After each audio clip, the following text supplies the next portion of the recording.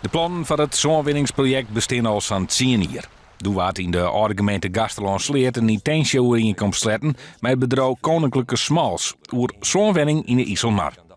Die overeenkomst hier de instemming van alle Doebelutse partijen, inclusief wethouder Bram Bonnema van de FNP. Vanaf het begin weer duidelijk dat er een eiland in IJsselmar komen zou, midden in een kwetsbaar natuurgebied. En ook weer duidelijk dat het graven aan 30 jaar wordt.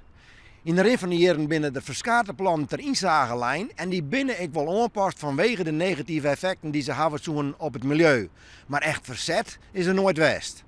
Dat badde pas rond de Nijsimmer, doet de aankondiging van het besluit op de agenda van de Frieske Marrenkamer te staan.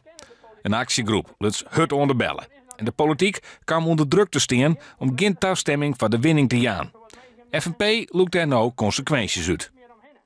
Als wij de argumenten jaren, dit benamen ik op de inspraak doen, het peteer van Manjet Joen, nog een keer weer van de jacht komen binnen, dan is eigenlijk de troslaande factor geweest de opstapeling van ontastingen die het IJsselmar omheen krijgt.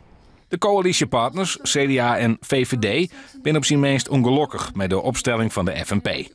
Nou, daar ben we net blij mee. Dat is heel wichtig. Wij zijn verrast door de besluit van de FNP van Justijon. En we wisten dat er binnen de FNP-fractie net eenduidigheid wie over dit dossier. Daar ben we heel goed over informeerd en wij hebben daar gesprekken over gevoerd. En we hier hoopt en ik verwacht dat wij daar uitkomen zullen samen met onze coalitiegenoten de FNP.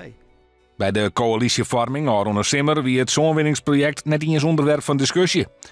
Dat toch vreemd aan, zo'n de opstelling die de FNP nou kiest.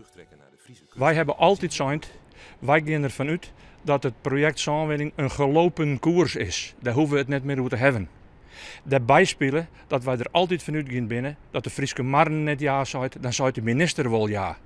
In de rin van de oude periode is de kijk op die zaak, de inschatting compleet verloren. En dat is dat er net een omslag geweest is, maar dat wij ontnaaien denken gaan binnen van, is dit de goede route? Maar is het wel een gelopen koers? We hebben net ja gezegd, maar we hebben gezegd, de gelopen koers blijkt geen gelopen koers te wijzen. Of het daar een breuk in de coalitie komt, wat afwachten we.